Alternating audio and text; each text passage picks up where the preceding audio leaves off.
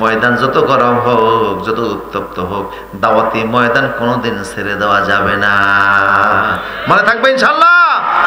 যত কঠিন বিপদ আসুক না কেন, যত অমাবস্যার রাত হোক, প্রত্যেক রাত্রি সুবহে সাদেক আছে না নাই? যত অন্ধকার হোক, বাচ্চা জন্ম নিতে গেলে দেখবেন মার অনেক কষ্ট হয়, কিন্তু যখন প্রসব শেষ হয়ে যায় মার আনন্দ আছে না নাই? সুতরাং ইসলাম বিরোধী পরিবেশ যতটাই গোলাটে হোক না কেন, যখন দেখবেন কোরআনের রাজ প্রতিষ্ঠা হয়ে গেছে, তখন দেখবেন মনে শান্তি চলে আসছে। মনে থাকবে ইনশাআল্লাহ। যত বড় কঠিন পরিস্থিতি হোক, ময়দান সারা। নবীকে আল্লাহ মাছের পেটে নিয়ে গেলেন, যেই তিনি মাছের পেটে গেলেন, উনি মনে করছেন উনি মারা গেছেন, তো শীত হয়ে শুয়ে রয়েছেন, কিন্তু পায়ের মধ্যে ছিল বাতের ব্যথা। কিসের ব্যথা? কথা কন না কেন? তো বাতের ব্যথার কারণে পা দিছেন লম্বা কইরা, আবার সংকুচিত করেন, আবার লম্বা করেন। এখন ওনার অনুভূতি আসছে, কি রে আমি মরে গেলেও তো পা লম্বা হইতো না, ঠিক কিনা বলেন? বোঝা গেল আমি এখনো বেঁচে আছি। তো আমি যেহেতু বেঁচে আছি, শরীয়তের হুকুম তো আমার উপরে আছে, কাজে আমার তো নামাজ আছে। তৎক্ষণিক তিনি বললেন, সুম্মা জাআল বাত্তাল হুতা মসজিদা, তাৎক্ষণিক পয়গম্বর মাছের পেটটাকে মসজিদ বানায়া দিলেন, নামাজ শুরু করে দিলেন। সুবহানাল্লাহ বলবেন না?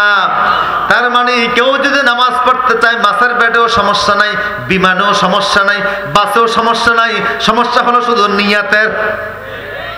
কথা বলেন ঠিক কি? শীতকাল আসলে দেখবেন ফজর নামাজে মুসল্লি কম না বেশি? সবচেয়ে আপনাদের অঞ্চলে কেমন? কম না? আমার দেশে জুমার দিনে যেই পরিমাণ মুসল্লি হয়, ফজরও যদি সেই পরিমাণ হতো, তাহলে ইসলাম বহু আগে প্রতিষ্ঠা হয়ে যেত। রব্বানা লাকাল হামদ হামদান কাসীরান তাইয়্যিবান মুবারাকান ফীহি ইয়া রাব্বি লাকাল হামদু কামা ইয়ানবাগি লিজালালি ওয়াজহিক ওয়া আযীমি সুলতানিক। আজকের মাহফিলে মুরব্বী বেশি না যুবকরা বেশি? যুবকদের কোনো আওয়াজ পাওয়া যাচ্ছে না। বাংলাদেশের যুবকরা জেগে উঠেছে, সারা বাংলাদেশে। নীলফামারীর যুবকরা ঘুমিয়ে থাকলে চলবে? আগামীর কোরআনের রাজ প্রতিষ্ঠার জন্য নীলফামারীর যুবকরা প্রস্তুত আছে না নাই? কারা আছো হাত তুলে আল্লাহকে দেখাও। আল্লাহ কবুল করুন, বলুন আমিন। প্রিয় সুধী, বাংলাদেশে প্রতি বছর শীতের মৌসুমে 3.5 থেকে 4 লক্ষ মাহফিল অনুষ্ঠিত হয়। এত মাহফিল আর পৃথিবীর কোনো দেশে হয় না। আমি বলি কোরআন নাজিল হয়েছে সৌদি আরবে, কোরআনকে সুর করে সুন্দর করে তেলাওয়াত করতে পেরেছে মিশরের কারীরা, কোরআনের অর্থ তরজমা ভালো বুঝতে পেরেছে ভারতের আলেমরা, কোরআনের আমল করছে বাংলাদেশি মুসলমানেরা। তাই দেখা যাচ্ছে এই দেশে 26,000 হাফিজিয়া মাদ্রাসা, 9,500 এমপিওভুক্ত আলিয়া মাদ্রাসা, 20,000 কওমি মাদ্রাসা, সারা পৃথিবীতে প্রায় 18 লক্ষ মসজিদ, তা বাংলাদেশেই হচ্ছে 6 লক্ষ। এই দেশে রক্তপাতের মাধ্যমে ইসলাম আসে নাই। 1,500 বছর আগে মদিনায় যখন ইসলাম গিয়েছে, তখন বাংলাদেশে ইসলাম চলে এসেছে। রাসূলের প্রিয় 4 জন সাহাবী, সাদ বিন আবি ওয়াক্কাস রাদিয়াল্লাহু তাআলা আনহু, ওয়াহাব ইবনে মালিক, কাসিম ইবনে উরওয়া, হুযায়ফা ইবনে সাসা, এই 4 জন সাহাবী আরব সাগর পাড়ি দিয়ে বঙ্গোপসাগর হয়ে, কক্সবাজার হয়ে, চট্টগ্রাম হয়ে, কুমিল্লা হয়ে, ঢাকা হয়ে, গাজীপুর, টাঙ্গাইল, সিরাজগঞ্জ, বগুড়া হয়ে দিনাজপুর পর্যন্ত গিয়ে কালেমার পতাকা বাংলার আকাশে উড়িয়েছে। যে দেশে সাহাবায়ে কেরামের হাত ধরে ইসলাম এসেছে, সে দেশে ইসলামের ভিত্তি অনেক গভীরে। সুতরাং যারাই বাংলাদেশ থেকে ইসলামকে নির্মূল করার ষড়যন্ত্র করবে, তারাই নির্মূল হয়ে যাবে। ইসলাম ছিল, আছে এবং থাকবে। প্রিয় সুধী, প্রতিটি মাহফিলে জনতার উপচে পড়া ভিড়। আলহামদুলিল্লাহ। 1,500 বছর আগে বিশ্বনবী মুহাম্মদ রাসূলুল্লাহ সাল্লাল্লাহু আলাইহি সাল্লাম যখন তিনি 40 বছর পর্যন্ত গোটা মক্কা তো দূরের কথা, আরবেও রসুলের কোনো শত্রু ছিল না। তিনি ছিলেন সকলের চোখের মণি, মাথার তাজ। কেউ বলতে সাদেক, কেউ বলতো আল আমিন, ঠিক কিনা? কোনো দুশ্মন, কোনো শত্রু ছিল না। তিনি ছিলেন আরবের জাতীয় সমস্যার সমাধানকারী, বিশ্বস্ত আমানতদার। আরবের লোকেরা ওনার কাছে তাদের সম্পদ গচ্ছিত রাখত, ঠিক কিনা বলেন? যেই না তিনি হেরা পর্বতে গেলেন, কোরআনের আওয়াজ পেলেন, কোরআনের বাণী নিয়ে ঘরে আসলেন, আপন নিকটাত্মীয়দেরকে ডেকে পাহাড়ের পাদদেশে কোরআনের একটু বাণী শোনালেন। যেদিন শোনালেন সেদিনই তিনি শত্রুতে পরিণত হলেন। শুধু শত্রুতে পরিণত হন নাই, প্রথম দিনই তিনি খেলেন পাথরের আঘাত, ঠিক কিনা বলেন? তাও দূরের কেউ এই আঘাতটি দেয়নি, নিকট আত্মীয় দিয়েছে। বোঝা যায় কিয়ামত পর্যন্ত যারা ইসলামের কথা বলবে কম বেশি তাদের শত্রু থাকবে। এটাকে মাথায় করে নিয়ে এই সামনে পথ চলতে হবে, কথা বলো ঠিক কিনা? তবে যতই বিপদ মুসিবত আসুক না কেন, মুহাম্মদ সাল্লাল্লাহু আলাইহি ওয়াসাল্লাম যেমন আওয়াজ বন্ধ করেন নাই, ওনার অনুসারীরাও আওয়াজকে বন্ধ করতে পারে না। তিনি পাথরের আঘাত খেলেন, শারীরিক আঘাতপ্রাপ্ত হলেন। ওরা শারীরিক আঘাত দিয়ে ক্ষান্ত হলো না, মানসিক আঘাত দিতে গিয়ে অনেকগুলি গালিগালাজ করল। যতগুলি গালি তারা রসুলকে দিল, তার মধ্যে অন্যতম একটা শব্দ ছিল পাগল বলা, ঠিক কিনা বলেন? নাউজুবিল্লাহ বলবেন না? যখনই তারা রসুলকে পাগল বলল, এই কথার প্রতিবাদ করে 52 আয়াত বিশিষ্ট সূরাতুল কালাম একসাথে আল্লাহ নাজিল করে দিলেন। এই সূরার দ্বিতীয় আয়াতে আল্লাহ প্রতিবাদ করে বললেন, মা আনতা বিনি'মাতি রাব্বিকা বিমাজনুন। আমি আল্লাহ বলছি, ওরা বলছে আপনি পাগল, আমি আল্লাহ বলছি আপনি পাগল না। কথা কাটটা সত্য? আমার প্রিয় সুদীপ, ওমান আস্তাকু মিনাল্লাহি কিলা, আল্লাহ চাইতে বড় সত্যবাদী আর কেউ নাই।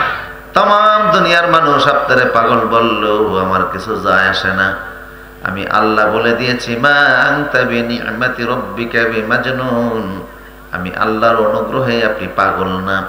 হে রাসূল, দাওয়াতকে বন্ধ করার জন্য ষড়যন্ত্রের অংশ হিসাবে ওরা মানসিক আঘাত শুরু করেছে। আপনাকে পাগল বলে, তবে এটা নতুন নয়। ইতিপূর্বে যারা দাওয়াত দিয়েছে সবাই একই গালে শোনা লাগছে। মুসা যখন গিয়েছে, মুসাকেও গালি দিয়েছে, ফাতাওয়াল্লা আন রুকনিহি ক্বালা সাহিরুন আও মাজনুন। মুসাকে ওরা বলছে জাদুকর, আবার বলছে পাগল, ঠিক কিনা বলেন? হে রাসূল, এই গালি আপনি একা শোনেন নাই। ইতিপূর্বে নূহ যখন দাওয়াত দিয়েছে, ক্বালু মাজনুন ওয়াজদুজিরা, নূহকে ওরা গালি দিয়েছে। একজন সেই গালিটা দেয় নাই, গোটা জাতি মিলে নূহকে গালি দিয়েছে। ক্বালু মাজনুন ওয়াজদুজিরা, ওরা নূহকে বলছে নূহ পাগল, আবার বলছে বিকারগ্রস্ত। অথচ একজন নবী, সমকালীন যুগের সবচেয়ে বেশি সুন্দর নবীর চাইতে এত সুন্দর পৃথিবীতে আর কাউরে আল্লাহ বানান নাই। সুবহানাল্লাহ বলবেন না? ইউসুফ নবী যখন বৃদ্ধ বয়সে রাস্তা দিয়ে হাঁটতেন, মুখের ভিতরে তিনি কাফর মুরু দিয়ে হাঁটতেন, যেন ওনার চেহারা সৌন্দর্য প্রকাশ হয়ে না যায়। এরপরে বৃদ্ধ বয়স যদি কোনো নারী ওনার চেহারা সৌন্দর্য দেখতো, মিনিমাম 1 সপ্তাহ বেহুশ অবস্থায় পড়ে থাকতো। এবং তারা বলতো, মা হাশা লিল্লাহ, এটা কেমন অবস্থা? হাযা মালাকুন কারীম, এত দেখি ফেরেশতা, মানুষ এত সুন্দর হতে পারে না। আল্লাহু আকবার। ফাকাত্তা'না আইদিয়াহুন্না, নারীরা ইউসুফের সৌন্দর্য দেখে হাত কেটে ফেলে দিয়েছে। কোরআনে আছে না নাই? একজন নবী সমকালীন যুগের সবচেয়ে বড় সুন্দর আর সবচেয়ে বড় আদর্শবান, নবীর চাইতে বড় আদর্শবান পৃথিবীতে আর কেউ ছিল না। সেই নূহকে তারা সম্মিলিতভাবে বলল পাগল। তাইলে পাগল রসুলকে একা বলছে না, আগেও বলছে? কথা কয় না?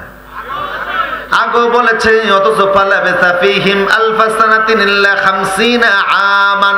উচ্চ কণ্ঠে বলুন আল্লাহু আকবার। ফালাবিসা ফীহিম আলফা সানাতিন ইল্লা 50 আমান।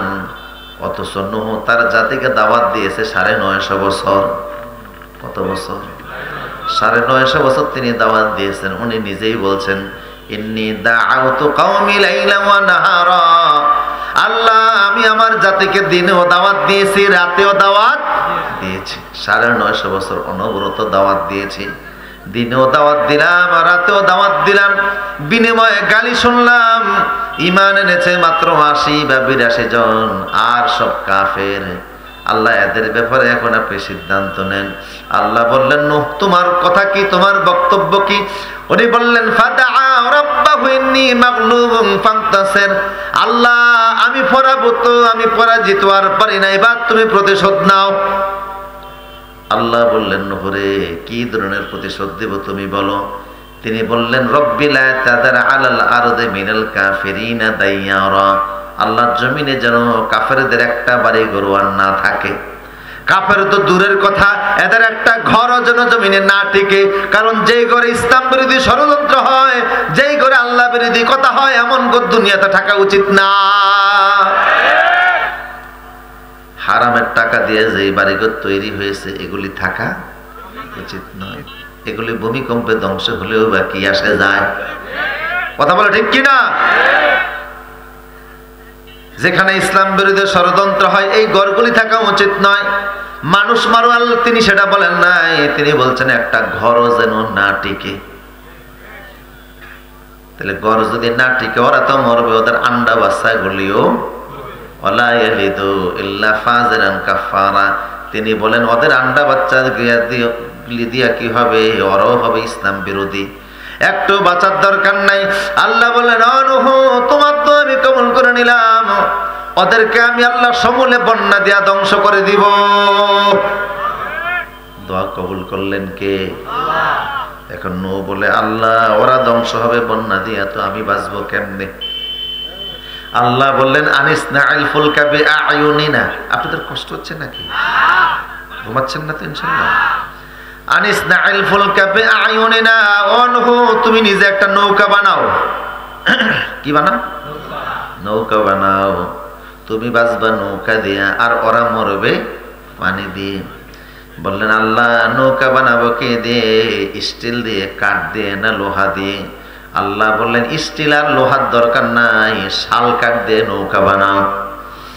শাল কাঠ কোথায় পাবো? সারা দুনিয়া তালাশ করলেন, দুনিয়ার কোথাও শাল কাঠে নাই। আল্লাহ রে কাঠের সন্ধান দিয়েছেন, কিন্তু কাঠ তো নাই। আল্লাহ বললেন, জিব্রাইলকে আমি শাল কাঠের চারা দিয়ে জমিনে পাঠিয়ে দিলাম।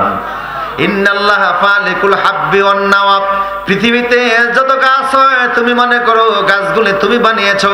আল্লাহ বলে, আমার হুকুম ছাড়া একটা গাছ জমিনের নিচ থেকে উপরে উঠে না। কথা বলো ঠিক কিনা? একটা গাছও তোমার দৃষ্টি বিভ্রান্ত, কোনো গাছ আমার হুকুম ছাড়া উঠে না। জিব্রাইল জান্নাত থেকে গাছ নিয়ে আসলেন, শাল কাঠের চারা তিনি লাগিয়ে দিলেন। এখন গাছ হইতে একটু সময়ের দরকার আছে না নাই? কেউ বলছেন 20 বছর, কেউ বলছেন 40 বছর, আবার কেউ বলেছেন 100 বছর।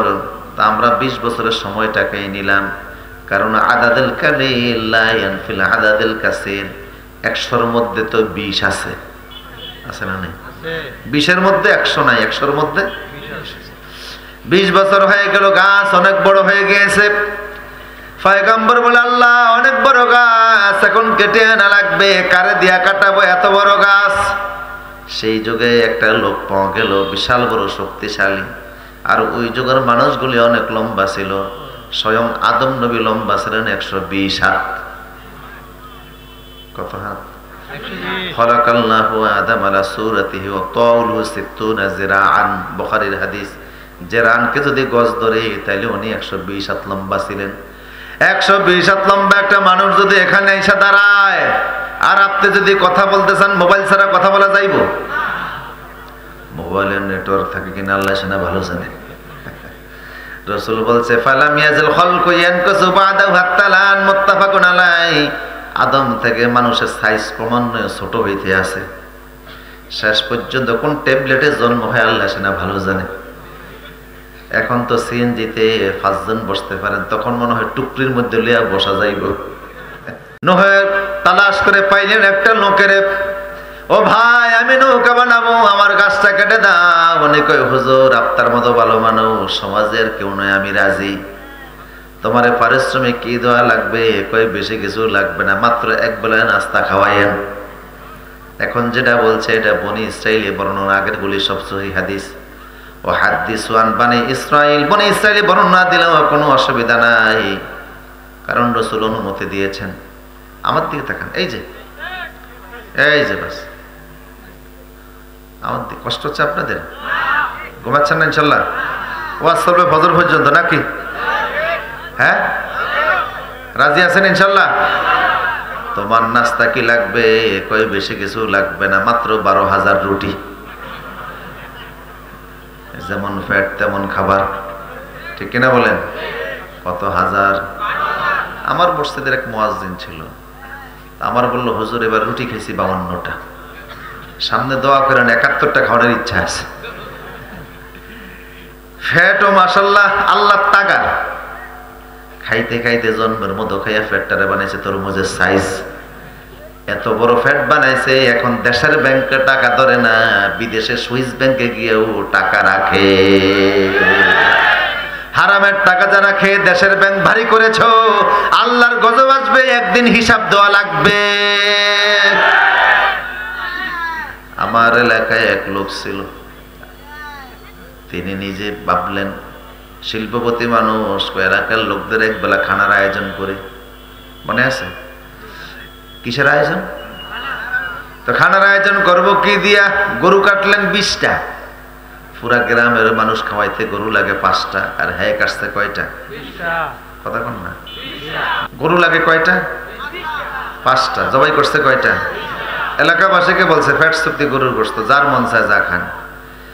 এক খোদার কাশি এমন সুযোগ পাইয়া যা খাওয়া খাইছে, এখন দম নিতে পারে না, গোশত খাইতে খাইতে গলা পর্যন্ত চলে আসছে, ভিতরের শ্বাসনালী আর খাদ্যনালী গোশতের চাপে চিকন হয়ে গেছে, দম নিতে পারে না, শ্বাস নিতে পারে না, শীত হয়ে পড়ে গেছে, দম আসে আর যায়।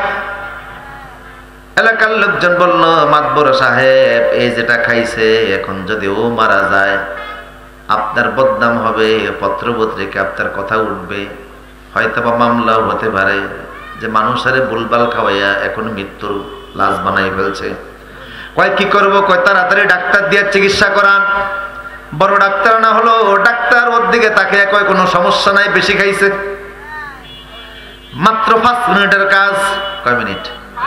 ওষুধ আমি নিয়ে এসেছি, একটা ট্যাবলেট বানিয়ে কয় ভাই ট্যাবলেটটা তুই মুখে দে, 5 মিনিটের মধ্যে তোর ফ্যাট ক্লিয়ার হয়ে যাবে। উনি ডাক্তারের দিকে তাকে কয় ডাক্তার তোমার কোনো আকল জ্ঞান আছে?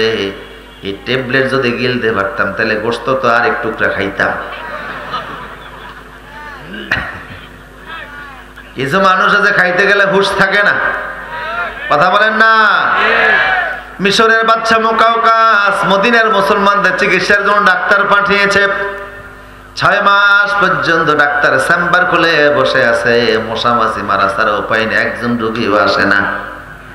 ডাক্তার ওমরকে গিয়ে বলল, ওমর তোমাদের মদিনায় কে কেউ অসুস্থ হয় না? 6 মাস আমি চিকিৎসার জন্য চেম্বার খুলে বসলাম, কোন রোগী পেলাম না। ওমর বলল, শোনো লান আকুলু হাত্তা নাজুআ, আমরা সেই জাতি খিদা না লাগলে খাই না, আর খিদা থাকতে থাকতে খাবার পরিহার করি। আজকে যারা বেশি খাবার জন্য মানুষের সম্পদ কেড়ে নিয়েছো, আল্লাহর কসম করে বলে এগুলি ভোগ করে মরতে পারবা না। হয়তোবা তোমার লাশ পরে থাকবে, আর আরেক দিক দিয়ে সম্পত্তি ভাগাভাগি হবে। কুত্তায় লাশ খাবে, শুয়োরে লাশ খাবে, লাশের ভিতরে মশামাছি পড়বে, কবরে গেলে পোকামাকড় খাবে, শান্তি পাবা না। কারণ অন্যের হক খাওয়ার ভিতরে কোনো শান্তি। কত লোভ আজকে আমাদের ভিতরে ঢুকছে।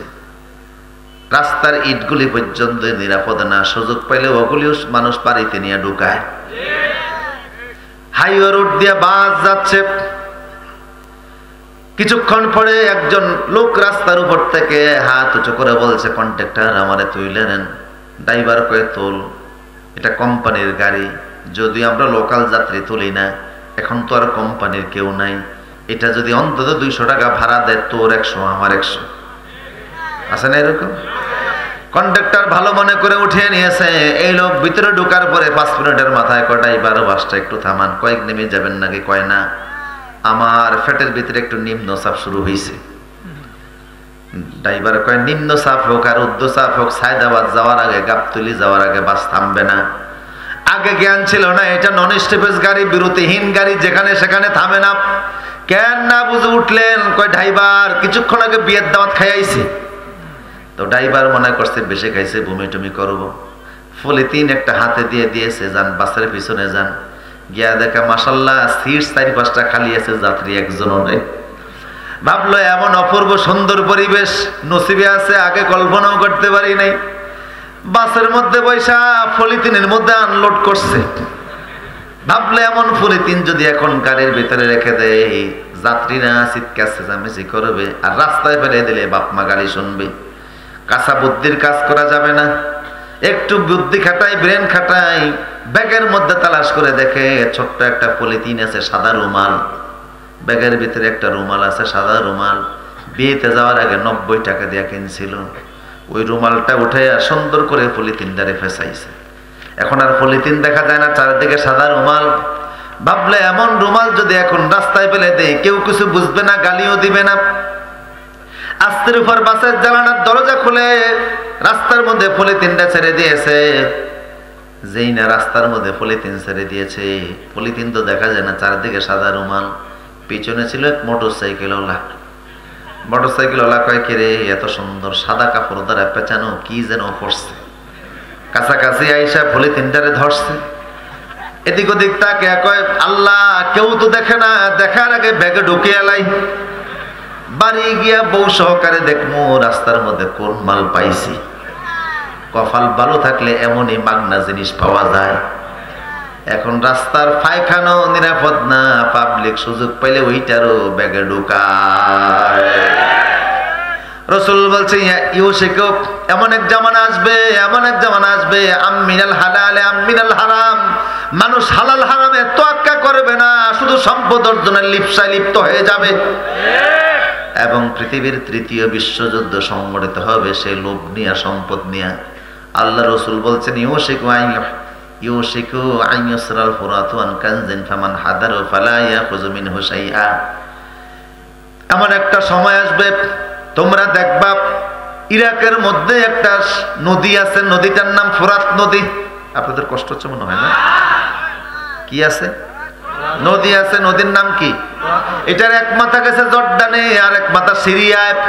ইরাকের ভিতরে নদীটা আছে, 3 মাথা বিশিষ্ট বিশাল বড় নদী। এই নদীর ভিতরে একটি স্বর্ণের পাহাড় আছে। কিসের পাহাড়? স্বর্ণের পাহাড় আছে। ওই স্বর্ণের পাহাড় স্তরের মতো এক সময় এসে ভাসিয়ে দিবে। যখনই স্বর্ণের পাহাড় ভাসিয়ে দিবে, এইটাকে নেওয়ার জন্য পৃথিবীতে যুদ্ধ শুরু হয়ে যাবে। 80টা দেশ সেই যুদ্ধের ভিতরে জড়িয়ে পড়বে। 80টা দেশ সেই যুদ্ধে জড়াবে। এর ভিতর থেকে পৃথিবীর 9 গুণ মানুষের 7 গুণ মানুষ বিদায় হয়ে যাবে। তার মানে পৃথিবীতে যদি 900 কোটি মানুষ থাকে, 700 কোটি মানুষ তখন বিদায় হয়ে যাবে। ইউক্রেন রাশিয়ার যুদ্ধ আর কি দেখছেন? এখন তো 2 দেশের যুদ্ধ, এতই দুর্ভিক্ষ, মানুষ না খেয়ে মরার মতো অবস্থা। তখন যুদ্ধ হবে 80 দেশে, মানুষ মারা যাবে, 7 কোটি মানুষ মারা, 700 কোটি মানুষ মারা যাবে। 3য় বিশ্বযুদ্ধ শুরু হয়ে যাবে, শুধু লোভের কারণে। লোভে পাপ হয়, পাপে কি হয়? আওয়াজ দেয়া বলেন, মনে থাকবে ইনশাআল্লাহ। কথা একটা মনে পড়ছে, বলবো নি। ঈসা আলাইহিস সালাম রাস্তা দিয়ে যাচ্ছেন, সফর সঙ্গী এক ইয়াহুদি। ইহুদিরা চিরকাল সব নবীদের দুশমন ছিল, ঠিক কিনা বলেন? এখনো তারা দুনিয়াতে আছে না নাই? পৃথিবীর মূল অশান্তির কারণ হলো ইহুদিরা। ইসরায়েলি থেকে সারা বিশ্বের ভিতরে নাচাচ্ছে, সামনের এই টাকা কিন্তু থাকবে না, ইলেকট্রিক মানি চলে আসবে। সারা দুনিয়া নিয়ে ওরা মাথা কাটাচ্ছে। ডলারের দাম ওঠার নামে মূলে হলো ওরা। কথা বুঝেন কিনা? আন্তর্জাতিক বাজার তারা নিয়ন্ত্রণ করে। ইহুদি ওনার সবার সঙ্গী নবী বললে, ইহুদি রে, খিদা লেগেছে, খাবিনি, কিছু আছেনি? কয়, হুজুর ব্যাগের ভিতরে রুটি আছে 3টা। কয়, তাহলে একটা তুই খা, একটা আমার দে, আর একটা ব্যাগের মধ্যে রেখে দে। ইহুদি 1 রুটি খেয়েছে, কিন্তু ওর ইয়াকিন নাই, পেট ভরে না। নবী একটা খেয়েছে, আরেকটা ব্যাগে আছে। ইহুদি মনে করলো নবীর অজান্তে বাকিটাও খেয়ে ফেলবো, অসুবিধা কি? কিতাবের নাম অসুবিধা কি। বাকি রুটিটা বের করে খেয়ে ফেলেছে। নবী দেখছে কিন্তু না দেখার ভান করে পড়ে আছেন, তো কিছু বলেন নাই। কিছু দূর পথ চলার পরে আবার বললেন, ইহুদিরে একটা রুটি না রেখেছিলাম, বের কর, তুই খাও অর্ধেক, আমি খাই অর্ধেক। এখন সে ব্যাগ তালাশ করে কই, হুজুর রুটি তো নাই, কে খাইছে? আমি খাই না। সত্যি খাস না? কয় কসম খাই না। ঠিক আছে, পথ চল। সামনে যাওয়ার পরে পড়ছে নদী একটা। নবী গো, নদী পার হবো কেমনে? নৌকা নাই, জাহাজ নাই, কিস্তি নাই, নৌকা লাগবে না। আমি আল্লাহর পয়গম্বর, হাঁটা শুরু করলে এখান দিয়ে রাস্তা হয়ে যাবে। আল মুআজিজাতু আমরুন খারিকুন লিল আদাদ মাকরুনুন বিল তাহাদ্দি সালিমুন আনিল মুআরাদা। নদী পার হয়ে গেলেন হেঁটে হেঁটে। ওপারে যাওয়ার পরে ইহুদি বলছে, হুজুর কত বড় ক্ষমতা আপনার, পানির মধ্যে হেঁটে নদী পার হলেন। তাই যদি হয় ইহুদি, নিজেই দেখলে আল্লাহ আমারে কত বড় ক্ষমতা দিয়েছে, পানির মধ্যে হেঁটে হেঁটে নদী পার হয়েছি। এই যদি হয় আমার ক্ষমতা, আমার আল্লাহর জানি কত বড় ক্ষমতা। ওই আল্লাহর নাম নিয়ে বল, তুই রুটিটা খাইছিস? ইহুদি দেখো, হুজুর আর বলতে হবে না, বুঝে ফেলেছি কত বড় ক্ষমতা আল্লাহ আপনারে দিয়েছে। আই যদি হয় আপনার ক্ষমতা, আমার আল্লাহর জানি কত বড় ক্ষমতা। জান হুজুর জান, ওই আল্লাহর নাম নিয়ে বললাম, আমি রুটিটা খাই নাই। স্বীকার করতে চল চল, সামনে চল। উদ্যোগ ওখানে বাজেমা দল, অরুণ ফাতের তরুণ দল, চল সামনে চল। সামনে গেছে, এক জায়গা থেকে পাহাড়ি এলাকায় হরিণ নাচানাচি করে পয়গম্বর একটা হরিণকে ডাক দিলেন, ইয়া ইউহাল জাবিও যেতে হা হুনা। হরিণ চলে আসলো। গোশত এটা বুনা করলেন, জবাই করলেন, গোশত রান্না করলেন, দুইজন খেলেন। খাওয়ার সময় হাড় একটা ব্যাগে রাখলেন। 2 দিন পরে পয়গম্বর বলছে, ইহুদিরে ওই হরিণের হাড়টা বের করে দে। যে হাড় হাতে দিয়েছে, নবী বলছে, আল্লাহর হুকুমে পুনরায় আবার হরিণ হয়ে যাও। পুনরায় হাড় থেকে হরিণ হয়ে গেছে। হুজুর এইটা কি? এটা হরিণ। আবার খাইবেন হুজুর? এত খাওয়ানোর পাগল। জি আবার খাবো। হুজুর আল্লাহ কত ক্ষমতা আপনারে দিল, হাড় থেকে হরিণ বানালেন। পয়গম্বর বলছে, তুমি নিজেই দেখলা হাড়ের থেকে হরিণ তৈরি হয়ে গিয়েছে। এই যদি হয় আমার ক্ষমতা, আমার আল্লাহর জানি কত বড় ক্ষমতা। ইহুদি ওই আল্লাহর নাম নিয়ে বল, তুই রুটিটা খাইছস? এই দেখো হুজুর আর বলতে হবে না, এই যদি হয় আপনার ক্ষমতা, আমার আল্লাহ জানি কত বড় ক্ষমতা। জান হুজুর জান, ওই আল্লাহর নাম নিয়ে বললাম, আমি রুটিটা খাই নাই। স্বীকার করতে চল। সামনে যাওয়ার পরে মাঠ, মাঠের মধ্যে অনেক মাটির চাক্কা। পয়গম্বর 3টা মাটির চাক্কা হাতে নিয়ে বললেন, আল্লাহর হুকুমে স্বর্ণের চাক্কা হয়ে যাও। 3টা মাটির চাক্কা, 3টা স্বর্ণের চাক্কা। হুজুর এইগুলি কি? এগুলি স্বর্ণ। কি করবেন হুজুর? এক টুকটা স্বর্ণ আমি নিব, এক টুকটা তোমারে দিব, আর এক টুকটা স্বর্ণ ব্যাগের ভিতরে রেখে দিব।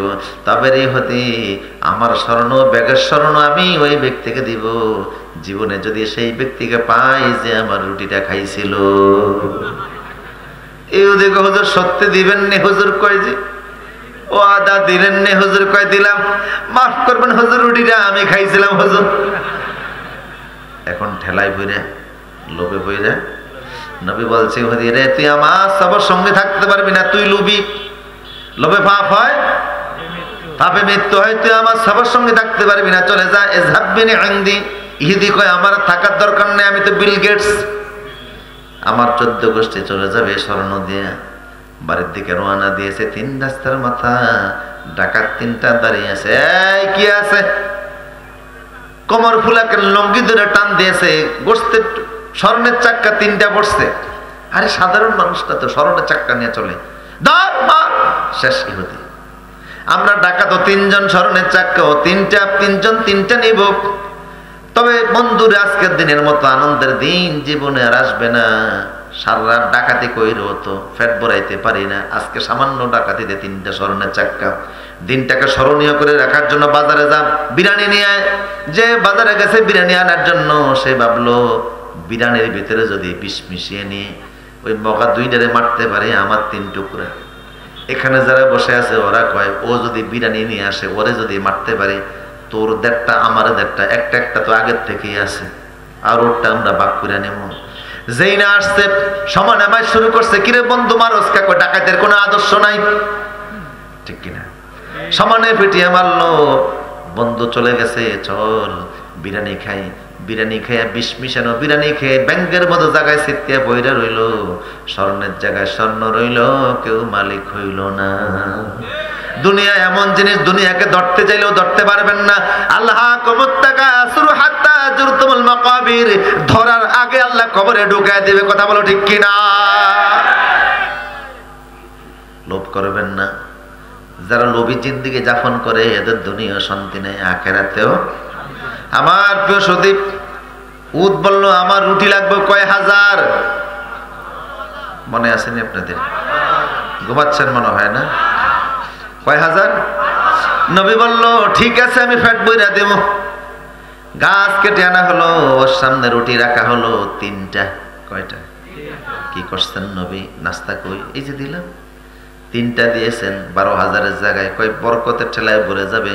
কয় আপনি 10,000 দিয়ে বলতেন বাকিটা বরকতের ঠেলায় ভরবে। নবী বললেন শোনো, আমাদের নবীদের সুন্নত কুল বিয়ামিনিকা, ডান হাতে খাবা, কুল সাম্মিল্লাহ আল্লাহর নামে খাবা, অমিম্মা ইয়ালিকা সামনের থেকে খাবা, বরকত আল্লাহ আসমান থেকে ঢেলে দিবেন। বরকত দেওয়ার মালিক কে? রাসূল বলতেন কাফের খায় 7 হাতে, মুমিন খায় 1 হাতে। মুমিনের খাওয়ার ভিতরে বরকত আছে না নাই? আমার প্রিয় সদীপ ইহুদি রুটি খাওয়া শুরু করলো, 3টা রুটিও খেতে পারে নাই। 1.5টা খাওয়ার পরেই তার পেটটা ভরে গেছে। কিয়ামতের আগে 3 বছর পৃথিবীতে কোনো ফসল হবে না। কয় বছর? 3 বছর।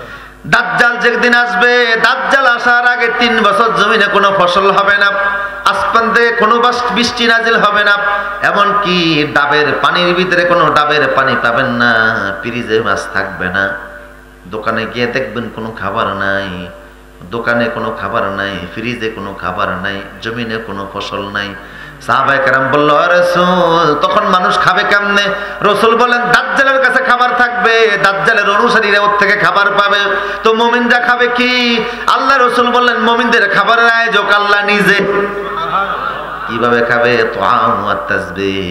মুমিনরা ওই সময় রান্নার জন্য চুলার ভিতরে পাত্র বসাতে হবে না, বাজার করা লাগবে না, ফসল উৎপাদন করা লাগবে না। মুমিন ব্যক্তিরা তখন যদি বলে সুবহানাল্লাহ, তখন সঙ্গে সঙ্গে তুআম ওয়াত তাসবিহ, সুবহানাল্লাহ বললে মুমিনদের খালি পেট আল্লাহ ভরপুর করে দিবে। বাচ্চা শিশু যদি বলে শুধু আলহামদুলিল্লাহ, ওর পেট আল্লাহ ভরপুর করে দিবেন। সুবহানাল্লাহ বলবেন না? কোনো রান্না লাগবে না, 3 বছর রান্না ছাড়া আল্লাহ মুমিনদেরকে খাওয়াবেন। কয় বছর? কোনো রান্নার প্রয়োজন।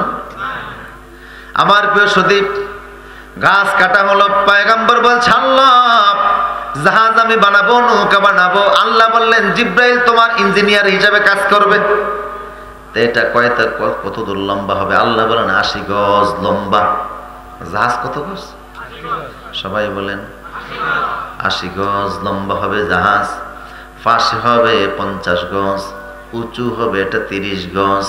আমার আল্লাহ আইয়া জাআলাহু ফি সালাসি তাবাকাত, আর নহরে জাহাজ হবে 3 তলা বিশিষ্ট হবে জাহাজটা, 80 গজ লম্বা, 50 গজ প্রস্থে, 30 গজ উঁচু, 3 তলা বিশিষ্ট। কয় তলা? পয়গম্বর বলল আল্লাহ 3 তলা বিশিষ্ট কেন? আল্লাহ বললেন প্রথম তলার নাম হবে সুফলা, দ্বিতীয় তলার নাম হবে উস্তা, তৃতীয় তলার নাম হবে উলিয়া। আনিসনাইল ফুলকা বিআয়ুনিনা, আমার সামনে নৌকা বানাও। প্রথম তলার ভিতরে থাকবে হিংস্র জন্তু জানোয়ার, দ্বিতীয় তলায় থাকবে গরু ছাগল, তৃতীয় তলায় থাকবে আমার শ্রেষ্ঠ মাখলুকাত মানুষ। জাহাজ বানানো হয়ে গেল। আল্লাহ এখন বন্যা শুরু হবে কবে? আল্লাহ বললেন হাত্তা ইযা জাআ আমরুনা ওয়া ফারাত তান্নুর, যেদিন দেখবা আগুনের চুলার ভিতর থেকে পানি ওঠা শুরু হয়ে গেছে, সেদিন মনে করবা তুফানের সময় হয়ে গেছে। একদিন ওনার স্ত্রী চুলার ভিতরে রুটি বানাচ্ছিলেন, দৌড়ে এসে বললেন স্বামী রে, চুলার ভিতর থেকে দেখি পানি উঠতেছে। কি উঠতেছে? ওই চুলাটাও তিনি বংশানুক্রমে হযরত হাওয়া আলাইহিস সালাম থেকে তিনি পেয়েছিলেন। চুলার ভিতর থেকে পানি উঠে, নবী একটা দৌড় দিলেন জাহাজের কাছে। আল্লাহ পানি ওঠা শুরু হয়ে গেছে, তার মানে বন্যার আলামত দেখা দিছে। ঠিক কিনা? আমি এখন কি করব? তুমি জাহাজের সামনে দাঁড়িয়ে যাও। ফাকুল নাহমিলহু মিন কুল্লি জাওজাইন ইসনাইন, নূরে তুমি তো নৌকায় উঠলে হবে না, পৃথিবীর সকল প্রাণী থেকে জোড়ায় জোড়ায় আমি নৌকায় আরোহণ করাবো। তা আল্লাহ জোড়ায় জোড়ায় উঠাবেন, তার মানে নারী উঠবে, পুরুষ উঠবে। মানুষের মধ্যে নারী আর পুরুষ আমি চিনি, কিন্তু অন্য প্রাণীদের মধ্যে তো চিনি না। আল্লাহ বললেন তোমার চিনার দরকার নাই, তুমি হাত প্রসারিত করে দাঁড়িয়ে যাও। তোমার ডান দিক দিয়ে যারা উঠবে তারা পুরুষ, বাম দিক দিয়ে যারা উঠবে ওরা নারী। আল্লাহ হাত প্রসারিত করে দাঁড়িয়ে থাকলাম, কেউ তো আসে না। অনেকক্ষণ অপেক্ষা হয়ে গেল, কোনো প্রাণী আসে না। হঠাৎ করে নবীকে আল্লাহ বললেন উনজুর ইলা কাদামিক, তুমি তোমার নিচের দিকে নজর দাও। নূহ নবী নিচের দিকে নজর দিয়ে দেখে আউয়ালু দাখালাতিন নামলাতু ফিস সাফিনা, সর্বপ্রথম জাহাজে ওঠার জন্য আসছে পিঁপড়া। কে আসছে? সবাই বলেন, জাহাজে প্রথম উঠছে কে? পিঁপড়ারে আল্লাহ কেন উঠালেন? কারণ পিঁপড়ার মধ্যে ব্রাজিল আর্জেন্টিনা আছে। হ্যাঁ, ব্রাজিল আর্জেন্টিনা মানে দলাদলি আছে, ওদের মধ্যে বংশ রক্ষা আছে, নেতৃত্ব আছে, নির্বাচন আছে, ওদের ভিতরে গোত্রভিত্তিক ভাগ আছে, মানুষ মরে গেলে দাফন কাফনের ব্যবস্থা আছে, ওদের খাদ্য সংরক্ষণ আছে, খাদ্য যেন ফসে না যায় এটাকে ভালো রাখার মতো ব্যবস্থা আছে। সুবহানাল্লাহ বলবেন না? সুলাইমান আলাইহিস সালাম তো পিঁপড়ার বক্তব্য শুনে যথারীতি হেসে দিয়েছিলেন, কোরআনে আছে। শুধু পিঁপড়া নামে এখানে নেই, কোরআনে পিঁপড়ার নামে সূরাও আছে, আছে না নাই? ক্বালাত নামলাতুন ইয়া আইয়ুহান নামলু দুখুলু মাসাকিনাকুম। পিঁপড়ার মধ্যে যে শৃঙ্খলা উঠে যদি আমাদের মধ্যে থাকতো, বহু আগে এদেশে ইসলাম প্রতিষ্ঠিত হয়ে যেত। কথা বলা ঠিক কিনা? আমরা দেখতে এক মনে হলো, আসলে অন্তরে অন্তরে বিভাজন। কেউ লম্বা টুপি, কেউ উষা টুপি, কেউ কেয়ামি, কেউ লা কেয়ামি, কেউ এই ফিরের মরিদ, কেউ ওই ফিরের মরিদ। এক হতে আমরা আর পারলাম না। ইসলামের প্রশ্নে যদি আমরা এক হতাম, এদেশে ইসলাম নিয়ে কেউ বাদরামি করতে পারতো না। আমার প্রিয় সুধী, আমার এই যে হাত আঙ্গুল, এখানে কয়টা? 5টা আঙ্গুল। দেখতে কি একরকম? ভিন্ন রকম, সাইজও ভিন্ন। কোনোটা একটু বেশি ছোট, কোনো একটা বেশি বড়, কোনোটা একটু বেশি চিকন, কোনোটা একটু বেশি মোটা। দেখতে আলাদা, সাইজও আলাদা, লম্বায়ও 5 রকম। কিন্তু যখন কোনো জিনিস ধরতে চান, তখন একই সাথে 5টা আঙ্গুল আপনারা সহযোগিতা করে না আগে পরে করে? একসাথে করে। এইটা যখন সহযোগিতা করে, এটা মনে হয় আধা ঘন্টা পরে করে, না একই সাথে করে? আঙ্গুল দেখতে যদিও ব্যতিক্রম, 5টা 5 রকম, সাইজও আলাদা, কিন্তু কোনো জিনিসকে ধরতে গেলে একই সাথে 5 আঙ্গুল সহযোগিতা করে। তার কারণ হচ্ছে, যদিও 5টা দেখতে 5 রকম, কিন্তু গোড়া এক। কথা বলে না? গোড়া এক হওয়ার কারণে যখন কোন জিনিস ধরে একই সাথে সহযোগিতা করে। অনুরূপ ভাবে কে লম্বা টুপি দেয়, কেউ আমিন জোরে বলে, কেউ আস্তে বলে। কে নামাজে সূরা ফাতিহা পড়ে, কেউ পড়ে না। কেউ জানাজার নামাজ 60 তাকবীরে পড়ে, কেউ 12 তাকবীরে পড়ে। তাতে কোনো সমস্যা না। যদি গোড়া এক হতো, কাফের মুশরিককে ধরতে গেলে সমস্ত কাফেররা ভয় পাইতো যে সবাই এক হয়ে গেছে। ঠিক কিনা বলেন? সব এক হয়ে গেছে। ওয়াতাসিমু বিহাবলিল্লাহি জামিয়া। ওরা বুঝতো যে এদের আসলে তো গোড়া এক, এরা আমাদেরকে ধরবে, এই জন্য ইসলাম নিয়ে কোনো বাদরামি করতো না। আমার প্রিয় সুদীপ, কষ্ট হচ্ছে মনে হয়? হযরত নূহ আলাইহিস সালাম প্রথম উঠছে কে? এরপরে নবী দেখে দলির মতো পেঁচিয়া পেঁচিয়া কে যেন আসতেছে। নবী কাছাকাছি আসার পরে দেখে সাপ আসছে। তো সাপ দেখে ভয় আছে না নাই? আল্লাহ রেখে আল্লাহ, এই সাপটা না নিলে হয় না। আল্লাহ বললেন, না রে নূহ, এটারও দরকার। অনর্থক আমি আল্লাহ কিছুই বানাই না, পরবর্তী মানুষের জন্য সাপেরও দরকার আছে। আপনার বাচ্চা নিউমোনিয়া আক্রান্ত হয়ে গেল, ডাক্তারের কাছে গিয়ে বলেন ওষুধ দেন। ডাক্তার ডেট বাদ দিয়েছে। অ্যান্টিবায়োটিক যত ওষুধ, অধিকাংশ ওষুধ সাপ সহকারে বড় বড় প্রাণীদের বিষ। কথা কোন ঠিক কিনা? হাল তারা মিন ফুতুর, দেখো তো আমি বিনা প্রয়োজনে কিছু বানিয়েছি কিনা, আমার সৃষ্টির মধ্যে ভুল আছে কিনা। সুম্মার জিআল বাসার, তোমার দৃষ্টি তোমার দিকে ফিরে আসবে, আমার সৃষ্টিতে কোনো ভুল খুঁজে পাবা না। আল্লাহু আকবার। আমরা তো চাঁদপুরের মানুষ, মাঝে মধ্যে লঞ্চে যাওয়া লাগে। তো লঞ্চ আপনারা চিনেন? লঞ্চ চিনেন তো? লঞ্চ অনেক বড় বড় লঞ্চ, মেঘনা নদীতে লঞ্চ চলে, পদ্মায় লঞ্চ চলে, বিশাল বড় নদী। লঞ্চও অনেক বড়। ঈদ উপলক্ষে যাওয়া হচ্ছে, যাত্রী যেখানে ধারণ ক্ষমতা লঞ্চে 600, সেখানে লোক উঠছে 2000-3000। বসবো তো দূরের কথা, দাঁড়ানোর মতো জায়গাও। তখন মনে মনে আফসোস হয়, আহারে যদি হাত পার ভিতরে নাট বল্টু সিস্টেম হইতো, এটা আল্লাহরে যদি জোড়া না দিয়ে নাট বল্টু সিস্টেম করে দিতেন, তা হাত পাগুলি খুইলা ব্যাগের মধ্যে ঢুকাইতাম, শরীর ছোট হয়ে যাইত, আরামে চলে যেতাম। কিন্তু রাত যখন 2টা বাজছে, মানুষের চিৎকার চেঁচামেচি, কেউ বলে আমার লাকেজ দিছে, কেউ বলে ব্যাগ দিছে। মানে মুন্সিগঞ্জের সরু নদীতে, চিকন নদীতে লঞ্চ দেওয়ার পরে ছিনতাইকারীরা অনেকের ব্যাগ লিয়ে নদীর মধ্যে ঝাঁপ দিয়ে পড়ে গেছে। কথা বুঝেন কিনা? তখন তো আফসোস করা ছাড়া উপায় নাই, যে এখন যদি আমার হাত পা খুইলা ব্যাগে রাখতাম, কেউ বলতো আমার হাত গেছে, কেউ বলতো আমার পা গেছে, হাত পা চুরি হয়ে যাইত। এক ছিনতাইকারীর পানির মধ্যে লাফ দিয়া বলতেছে, আল্লাহ তোর বিচার করো।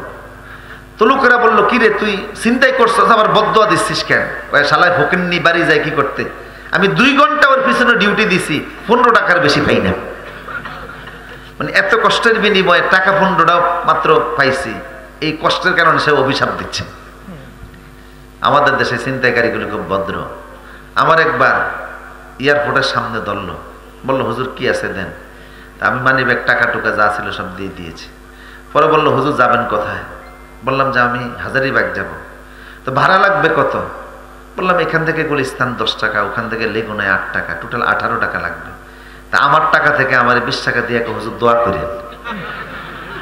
আমার টাকা নিয়ে আবার আমার টাকা দিয়ে আবার আমার কাছে দোয়া চায়। এই হচ্ছে আমার দেশের চোরাই ছিনতাইকারী। আপনাদের সমস্যা হলো যে আপনারা ছোট ছোট চোরদেরকে ধইরা মাঝে মধ্যে উত্তম মধ্যম দিয়া অনেক সময় দুনিয়া থেকে বিদায় করে দেন, আর বড় বড় চোর যারা কলমের খোসা দিয়ে কোটি কোটি টাকা মেরে দেয়, এদেরকে ফুলের মালা দিয়ে সংবর্ধনা দেন। এটা অমানবিক, ঠিক কিনা বলেন? ছোট চোর গেল জুতার বাড়ি খেয়ে মারা, আর বড় চোরদেরকে দিলেন সম্মান, ঠিক কিনা বলেন? চোরটোর কিছু আছে না নেই? একটা হলো অভাবী চোর, আর একটা হলো স্বভাবের চোর, ঠিক কিনা বলেন? অভাবী চোরদেরকে ফিটিয়ে মারলেন, আর স্বাভাবিক চোরদের কোনো বিচার করতে পারলেন না। এটা অমানবিকতা ছাড়া আর কিছু নয়, ঠিক কিনা বলেন? আর অভাবী চোর যেগুলি, এগুলির কথা আর কি বলবো, এগুলি যেখান থেকে পায় সেখান থেকেই চুরি করে। মাঝে মধ্যে শ্বশুর বাড়ির জিনিসও চুরি করে। একদিন শ্বশুরের ছাগল নিয়ে বাজারের দিকে রওনা শুরু করছে। পিছন থেকে শ্বশুর দেখে বলছে, কয় আমার ছাগল নিয়ে যাচ্ছেন কোথায়? কয় এই ছাগল আপনার না, প্রতিবেশী একজন দিয়েছে, এটা বিক্রি করে দিতে বাজারে। আপনার ছাগলের তো দাড়ি ছিল, এটা তো দাড়ি নেই। বউ কয় কাজে যান না কা? কয় পাবলিক আমার কাজে নেয় না, মনে করে কাজের মধ্যেও চুরি করব, এই জন্য কাজ টাজ কেউ দিতে চায় না। কয়তো বাচ্চা জন্ম দিয়েছেন, বাচ্চারা না খেয়ে আছে, চুরি যেহেতু অভ্যাস ওইটাই করেন, বাচ্চা তো খাওয়াইতে হবে, এটা তো আপনার দায়িত্ব। বাজারে গেছে, সারা রাত তালাশ করছে, রাত বাজে 10টা, কোনো দোকানে সুযোগ পায় না। দেখে এক বুড়া মানুষ, বয়স হবে 70, 10 কেজি চাল মাথায় করে নিয়ে বাড়ির দিকে রওনা শুরু করছে। পিছনে পিছনে যায় আর ভাবে যদি সুযোগ পাই বুড়ার চালগুলি চুরি করুন। বুড়ার বাড়ি ছিল আবার উঁচু রাস্তার পাশে। ওই ঘরটা ছিল কোনো রকম তাল গাছের পাতা দ্বারা তৈরি করা, ঝুপড়ির মতো। ঘরের ভিতরে গিয়া ঢুকছে, বুড়ি স্বামীর মাথা থেকে চালগুলি নামাইয়া কুলা দিয়া ঝাইরা মাটির কলসে চালগুলি ঢুকাইয়া কলসটা চোখের নিচে ধাক্কা দিয়ে রেখে দিয়েছে। চোর মনে করছে স্বামী স্ত্রী 2 জন ঘুমাইছে। আসলে পুরুষটা ঘুমিয়ে গেছে, মহিলা এখনো ঘুমায় নাই, ফান চাবাচ্ছে আর স্বামীরে বাতাস করতেছে। আদো আলো আদো অন্ধকার, আজকে পূর্ণিমার রাত, কিছু কিছু দেখা যায়। চোর মনে করছে 2 জন ঘুমাইছে, আস্তের উপর জ্বালানা দরজাটা খুইলা ঘরের ভিতরে ঢুকছে।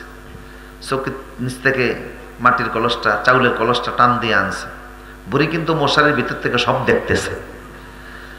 চোর কাদের মধ্যে হাত দিয়ে দেখে গামছাটা নাই, মনে মনে আফসোস করে অন্যদিন গামছাটা হলেও থাকে, আজকে গামছা ছাড়া আসছে, চাউলগুলো নিব কি করে? আর রাত বাজে 1টা, কে দেখবে? নিজের লুঙ্গি টেনে খুলে ফেলছে। তো লুঙ্গি বিছাইছে, কলস 10তে চাউল ঢালবে, বুড়ি আস্তের উপরে মশারির ভিতর থেকে হাত বাইর কইরা লুঙ্গিটা টান দিয়ে মশারির ভিতরে নিয়ে গেছে। এখন চোর চাউল ডাইলা শুধু লুঙ্গির মাথা তালাশ করতেছে, কিন্তু লুঙ্গি গেল কোথায়? বুড়ি ডাক দেয়া কয়, বুড়া উঠেন না কেন? ঘরে চাউল নিয়ে যেতেছে চোর। চোর এক লাফ দিয়ে বাইরে যায়, কয় বুড়ি আমি শোন না, তুই তো 14 গোষ্ঠী সত্যি আমার লুঙ্গি রেখে দিছস। গেছে বাড়ি চলে, স্ত্রীর দরজা করে দিয়ে কয়, কি ব্যাপারে জাপানে জুট পাইছেন কই? কয় আর বলিস না, তোর কথা চুরি করতে গিয়ে আজকে চালান শুদ্ধ হারিয়ে আসছে। চোরদেরকে আমরা মাঝে মধ্যে পত্রিকায় দেখি, ফেসবুকে দেখি খুব মারা মারছে, কি তরমুজ সুর, হুটসুর, কুরমাসুর, এগুলি অভাবের সুর। স্বভাবের সুরদেরকে শায়েস্তা করতে পারলেন না, ঠিক কিনা বলেন? ইসলামের বিধান আস-সারিকু ওয়াস-সারিকাতু ফাকতু আইদিয়াহুমা, ইসলামী রাষ্ট্র যখন কায়েম হয়ে যাবে, স্বভাবের সুরদের হাত কাটার নির্দেশ যখন আসবে, 1 টাকাও তখন তসরুপ হবে না, ঠিক কিনা বলেন? কষ্ট হচ্ছে? পয়গম্বর ভয় পেয়ে গেলেন কি দেখা? আল্লাহ এটা না নিলে হয় না। আল্লাহ বললেন না, এটা নেওয়া লাগবে। মুসা নবীও তো সাপ দেখে ভয় পাইছে, বুঝা গেল সব নবীরা মানুষ ছিলেন, ঠিক কিনা বলেন? আর সাপ দেখা, বাঘ দেখা ভয় হয়, এটা স্বাভাবিক মানবিকতা। নবী ভয় পেয়ে গেলেন, মুসা নবীও তো ভয় পেয়েছে। লা তাকাফ, আল্লাহ বলছেন ও মুসা ভয় পেও না, সানুঈদুহা সিরাতাহাল উলা, সাপের মাথায় হাত দাও, আমি আবার লাঠি বানিয়ে দিব। নূহ নবী ভয় পেয়ে গেলেন, আল্লাহ বলেন ভয় পেও না, যে কয়দিন সাপ জাহাজের মধ্যে থাকবে ওর মুখে আমি আল্লাহ বিষ রাখবো না। এবার কিছুক্ষণ পরে নবী দেখে সিংহ আসতেছে। কি আসতেছে? সিংহ। বললেন আল্লাহ এইটা না নিলে হয় না। আল্লাহ বলেন না, এটাও লাগবে। ওয়াজআল ইয়াদাকা আলা রাসিল আসাদ, তুমি তোমার হাতটা সিংহের মাথায় রাখো।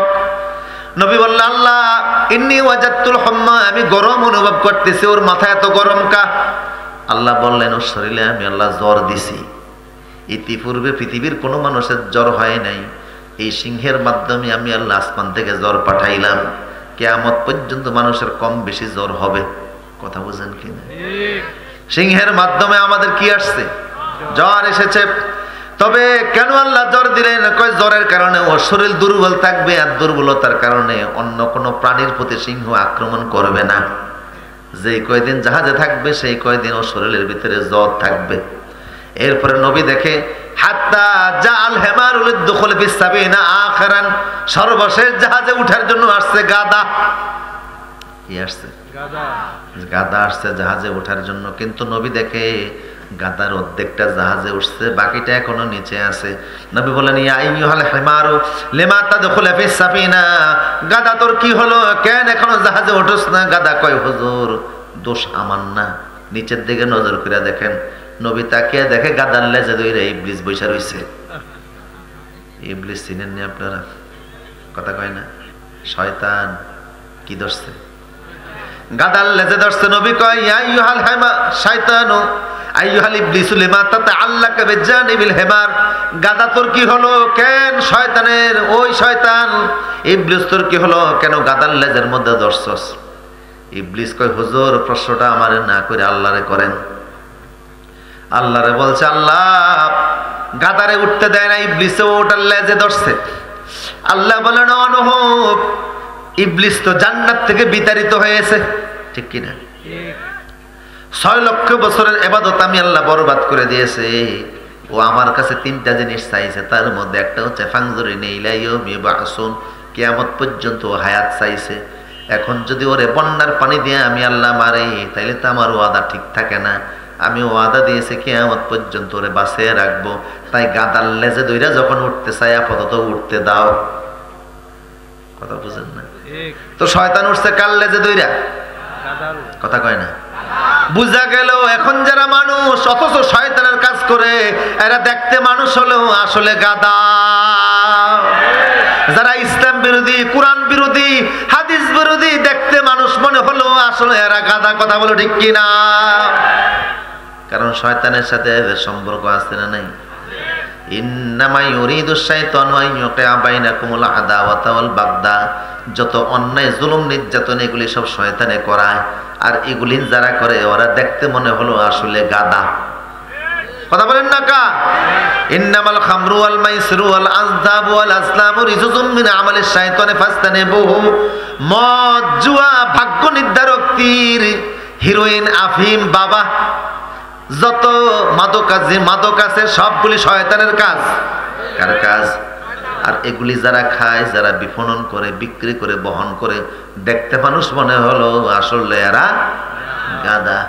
কথা বুঝেন কিনা? এরা আসলে মানুষ না, শয়তানের কাজ যারা করে, দেখতে মানুষ মনে হলো আসলে এরা মানুষ না, এরা গাদার মতো করে সমাজ নষ্ট করে, পরিবেশ নষ্ট করে। তবে এখন এই জন্য আমি বলি জিন শয়তানের চাইতে এখন মানুষ শয়তান বেশি মারাত্মক। কথা বলো ঠিক কিনা? এই জন্য আমরা আল্লাহ দোয়া শিখিয়েছেন, বলেন কুল আউযু বিরাব্বিন নাস মালিকিন নাস ইলাহিন নাস মিন শাররিল ওয়াসওয়াসিল খান্নাস আল্লাযী ইউওয়াসওয়িসু ফি সুদুরিন নাস মিনাল জিন্নাতি ওয়ান নাস। মানুষ শয়তান, জিন শয়তান, সব শয়তান থেকে পানা চাই কার কাছে? কিন্তু এখন আমার দৃষ্টিতে আসল শয়তানের চাইতে মানুষ শয়তান বেশি ভয়ঙ্কর হয়ে উঠছে। অবস্থাটা দেখেন না, কিছু পোলাপানের অবস্থা দেখেন, মাথার সাত দিক দিয়ে চুলগুলি কাইটা মাথার উপরে তালপাতা জুপটির মতো কয়েকটা রাখছে, পিছনে দিয়ে চুল কাইটা নিজের নাম, বাপের নাম, road number, code number, mobile number পর্যন্ত লিখে রাখছে। কেউ যদি জিজ্ঞেস করে এক্সকিউজ মি তোমার পরিচয় কি, কয় এত কথা বলার সময় নাই, মাথার পিছনে লেখা আছে, আপনি নিজে দেখা ছবি তুলে নিয়ে যান। ডিজিটাল দুনিয়া, মুখের কথার দরকার নেই। শয়তান বলে আমি শয়তান না তোরা শয়তান, এত বুদ্ধি তো আমার মাথার মধ্যেও নাই। না হ্যাঁ, রাসূলুল্লাহ সাল্লাল্লাহু আলাইহি ওয়াসাল্লাম আনিল খাযাব, দোকানে গিয়া ছেলেগুলি বলে যে আমারে রোনালদো রিবালদো মার্কা চুল রাইখা দেন, মেসির মতো চুল রাইখা দেন, এরকম আছে না নাই? রাসূলের আদর্শের দ্বারা কাছে নাই। আরে এক জায়গায় ছেলেরা ক্রিকেট খেলছে, তো ক্রিকেট খেলার পরে বলতেছে দোস্ত ক্রিকেট তো খেললাম, চল একটু মুড়ি ভর্তা খাই। কয় মুড়ি ভর্তা খাবি, তাহলে চাঁদা উঠে, একজনের পকেটের টাকা দিয়ে তার মুড়ি ভর্তা খাওয়া যায় না। তো কেউ দিছে 5 টাকা, কেউ 4 টাকা, কেউ 3 টাকা। শয়তান কয় তোরা মুড়ি ভর্তা খাবি, আমি খাবো না কেন? আমিও খাবো। ও যে 1 টাকা দিয়ে শরীক হয়েছে, ও থিওরি হলো যে ওরা 5 টাকা দিয়ে যে পরিমাণ মুড়ি ভর্তা খাবে, আমি 1 টাকা দিয়ে ওই পরিমাণ খাবো। খানার সময় তো সবাই সমান খাবে। তো যেই টমেটো, মুড়ি, সানাসুর সবকিছু শশা রেডি করছে, খানা শুরু করবে। একটু বুদ্ধিমান যেটা ছিল ওটা দাঁড়িয়ে বলতে, কথা আছে আমার। কি কথা? চাঁদা তো সবাই সমান দেয় নাই, কেউ 5 টাকা দিচ্ছে, আবার কেউ 1 টাকা দিছে। এটা কত বড় জুলুমের কথা যে 5 টাকা দিয়া 1 টাকা দিয়া 5 টাকা সমান মুড়ি খাবে, এটা হতে পারে না। কথা হলে কি করবি? কয় বুদ্ধি একটা আছে, যে 5 টাকা চাঁদা দিছে সে 5 আঙ্গুল দিয়ে খাবে, 4 টাকা 4 আঙ্গুল, 3 টাকা 3 আঙ্গুল, 2 টাকা 2 আঙ্গুল, 1 টাকা 1 আঙ্গুল। শয়তান দিছিল কয় টাকা? এই জন্য সে 1 টাকা দিয়ে 1 আঙ্গুলে মুড়ি উঠে, একটাও উঠে না। 2-1টা উঠলেও ঠোঁট পর্যন্ত যায় না, মুখের কাছে যাওয়ার আগে আবার ঠাস করে জায়গায় পড়ে যায়। রাগে দাঁড়িয়ে কয় আমি শয়তান না তোরা শয়তান, তো বুদ্ধি তো আমার মাথার মধ্যেও নেই। পুরো টাকাটাই আজকে আমার বাইরে গেছে। কেন যেই রাস্তা দিয়ে আসলাম আল্লাহ ভালো জানে। আমাদের বুদ্ধিতে আমরা শয়তানকে হার মানিয়ে দিয়েছি। কথা বলেন ঠিক কি না? বাস্তব হাদিস থেকে এবার বলছে, এটা তো গল্প বললাম। রাসূল সাল্লাল্লাহু আলাইহি ওয়াসাল্লাম বলছেন ইজা জাআ রমাদান, যখন রমজান মাস আসে, ফুতিহাত আবওয়াবুল জান্নাহ, জান্নাতের সমস্ত দরজা আল্লাহ খুলে দেন। ওয়া গুল্লিকাত আবওয়াবুন নার, জাহান্নামের সমস্ত দরজা আল্লাহ বন্ধ করে দেন। ওয়া সুফিদাতুশ শায়াতিন, আর বড় বড় শয়তানদেরকে শিকল দিয়ে আল্লাহ বেঁধে ফেলেন। তো শয়তান সব শিকলে বাঁধা হয়ে গেল, জাহান্নামের দরজা বন্ধ হলো, শয়তান একটাও নাই, সব সাগরের মাঝখানে শিকলে বাঁধা। এরপরেও দোকান রমজান মাসে প্রকাশ্যে দোকান খোলা রাইখা মানুষের খাবার খাওয়ায়, এরকম কিছু ডাকাইতে আছে না নাই? প্রকাশ্য বিড়িটানে এমন কিছু লোক আছে না নাই? তো আসল শয়তান গেল সাগরের মাঝখানে শিকল দ্বারা ফেরেশতা বেঁধে রাখলো, রাস্তায় বিড়িটানে এইটাকে, এটা শয়তানের আপন ছোট ভাই। কথা বলেন ঠিক কি না? আসল শয়তানের চাইতে এই মানবরূপী শয়তানগুলি এখন ভয়ঙ্কর। কথা বুঝতেছেন কিনা? কোরআনের ভাষায় এদেরকে তাগুত বলা হয়েছে, যেই তাগুত আল্লাহর কোরআনের রাজ প্রতিষ্ঠা হোক কোনোদিন চায় না। এমন তাগুত আছে না নাই?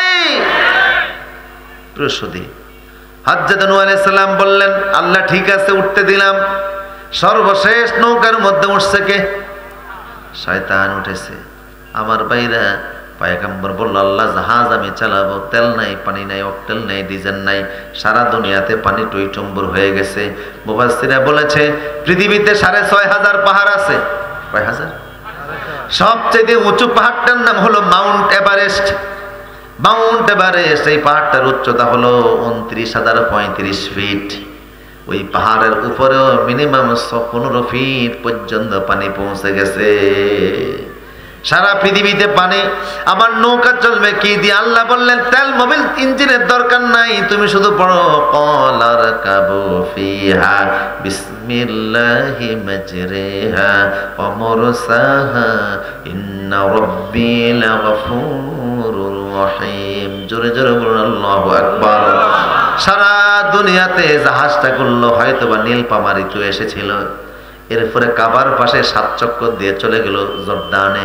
ওয়াস্তাওয়াত আলাল জুদি নামক একটা পাহাড় আছে এখনো জর্দানে, ওই পাহাড়টার কাছে গিয়ে জাহাজটা থেমে গেল। আল্লাহ বললেন ইহবিত বিসালামিম মিন্না, নূরে তুফান থেমে গেছে, এবার তুমি জাহাজ থেকে নামো। আল্লাহ তুফান থেমে গেছে, আমি নামবো। হ্যাঁ তুমি নামো। পয়গম্বর বলল আমি একটু খোঁজ খবর নিয়ে দেখি পানি একেবারে শুকাইছে কিনা।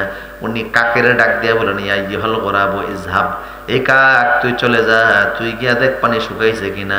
কাক চলে আসলো, কিন্তু কাক আর জাহাজে ফিরে যায় না। অনেক লম্বা সময় চলে গেল। নবী এবার কবুতরকে ডাক দিয়ে বলেন কবুতর রে, আল বেদায় ওয়ান নেহার মধ্যে বিস্তারিত এসেছে, ইবনে কাসির লিখেছেন। কবুতর গিয়া দেখে পানি নাই, সব পানি শুকিয়ে গিয়েছে। গিয়ে রিপোর্ট দিল পয়গম্বর কোথায় কোনো পানি নাই, সব পানি শুকিয়ে গিয়েছে, কোথায় কোনো পানি নাই, একেবারে শুকনা। পিঁপড়ো নামতে পারবে, আমরাও নামতে পারবো, আপনিও জাহাজ থেকে অবতরণ করতে পারবেন। ইতিমধ্যে কাক চলে আসছে। কাক চিনেননি আপনারা? কি বলেন, কাউয়া না? উনি বললেন ইয়া ইহাল গোরা বলে মা তাখার তাকিরে, কাক তুই দেরি করলি কেন, তোরে তো আগে পাঠিয়েছি। কাক বলল হুজুর আমি যে জাহাজ থেকে নেমেছি কিছু দূর যাওয়ার পরে দেখি মরা গরু একটা পড়ে রয়েছে, ওই দেখা মাত্র খাওয়া শুরু করছে, এই জন্য দেরি হয়ে গেছে। নবী বললেন আমার আদেশ তুই লঙ্ঘন করেছিস, এই জন্য তোর সাথে আর মানুষের কোনো সম্পর্ক থাকবে না। কিন্তু কবুতর আমার যথাযথ আদেশ পালন করেছে, কিয়ামত পর্যন্ত মানুষের বসবাসের ঘরের আশপাশে হলেও কবুতরের জন্য একটু জায়গা থাকবে। আছে না নাই? আমার প্রিয় সদী, তুফান শেষ, নবী দুনিয়াতে নামলেন। তো যারা কাফেরেরা নবীকে পাগল বলে গালি দিয়েছিল এখন একটু আর বাচ্চা আসেনি, কথা কয় না? তার মানে হচ্ছে আল্লাহ প্রতিশোধ নিলেন। আমার নবীরে পাগল বললা, আমি আল্লাহ আমারে বললে ছেড়ে দেই, নবীরে বললে ছাড়ি না। হে মুহাম্মদ সাল্লাল্লাহু আলাইহি সাল্লাম, আপনাকে কাফেরেরা গালি দেয়, আমি আল্লাহ প্রতিবাদ করতেছি, অল্প কিছুদিনের মধ্যে আমি এই গালির প্রতিশোধ নিব। মনে আছে? নুন আল কালামি ওয়া মা ইয়াসতুরুন মা আনতা বিনি'মাতি রাব্বিকা বিমাজনুন। আপনারে পাগল বলে টেনশন করবেন না, প্রতিশোধ কিন্তু আসতেছে। আর কিছুক্ষণ সময় দেওয়া যাবে? কষ্ট হচ্ছে ইনশাআল্লাহ? শুরু আল্লাহ বক্তব্য দিলেন এভাবে, নুন, নুন অক্ষর আল্লাহ বললেন। এখন নুন মানে কি? মুফাসসিররা বলেছে আল্লাহু আ'লামু বিমুরাদিহি বিহি, এই নুন শব্দের অর্থ আল্লাহই ভালো জানে। কোরআনের 29টা সূরার শুরুতে আল্লাহ এগুলি দিয়েছেন, এগুলিকে বলে হুরুফে মুকাত্তাআত। আল্লাহু আ'লামু বিমুরাদিহি বিহি, অর্থ আল্লাহই ভালো জানে। তবে একজন আলেম ইমাম কাতাদা বলছেন আমার মতে নুন মানে হচ্ছে দোয়াত কলম। দোয়াত কলম চিনেননি আপনারা? আগে ছিল, এখন আর দোয়াত থাকতো এক জায়গায়, কালি থাকতো আরেক জায়গায়, কলম সবাইয়া কালি নিয়ে তার উপরে মানুষ লিখতো। কথা কোন ঠিক কি না? আর নুন, নুন এটার অর্থ উনি নিজে করছে, তবে এটাও যে সঠিক এমন নয়, আল্লাহই ভালো জানে। তবে কোরআনে অন্য জায়গায় আছে, হযরত ইউনূস আলাইহিস সালামকে আল্লাহ বলেছেন ওয়াজানান নুন, ইউনূসকে আল্লাহ নুন বলছেন, মানে মাসওয়ালা ইউনূস। সুবহানাল্লাহ। কি বলছেন? মাসওয়ালা ওয়াজানান নুন মাসওয়ালা ইউনূস ইযদাহাবা মুগাদিরান ফাযান্না আল্লান নাকদির আলাই। ইউনূস তার এলাকার লোকদেরকে দাওয়াত দিচ্ছিলেন। যে এলাকার লোকদেরকে দাওয়াত দিচ্ছিলেন জনসংখ্যা ছিল 2 লাখের উপরে, একটা লোক ইউনূস নবীর কথা শুনে নাই। নূহ নবীর তো 80 বা 82 জন শুনছে, এখানে একটাও শুনে নাই, নবীর দাওয়াত অ্যাকসেপ্ট করে নাই। নবী রাগ করে এলাকা থেকে বের হয়েছে। কিন্তু যে নবী এলাকা ছাইরা বের হয়ে গেছে, যাওয়ার সময় আল্লাহর কাছ থেকে অনুমতি নেয় নাই। কথা বুঝতেছেন কিনা? সামনে পড়ছে নদী, নৌকায় গিয়ে উঠছেন, মাঝি বলতেছে যাত্রী বেশি হয়ে গেছে, 2-1 জন নামেন। নৌকা সামনে আগাচ্ছে না, কিন্তু কে নামবে কেউ রাজি হয় না। মাঝি লটারি টান দিলেন, সবার নাম লেখা, সর্বপ্রথম ইউনূস নবীর নাম উঠছে। অন্যান্য যাত্রীরা বলল উনি ভদ্র মানুষ, ভালো মানুষ, ওনারা নৌকা থেকে নামানো ঠিক হবে না। আবার লটারি টান দেন, দ্বিতীয়বার লটারি টান দিছে, তখন ইউনূস নবীর নাম। কয়েকবার টান দেওয়ার পরে ইউনূস ইউনূস ইউনূস, এই নাম ছাড়া অন্য কোনো নাম উঠে না। পয়গম্বর বুঝলেন আমারই নাম তো হবে, নদীর মধ্যে ঝাঁপ দিলেন, মাছ একটা গিলে ফেললো নবীকে।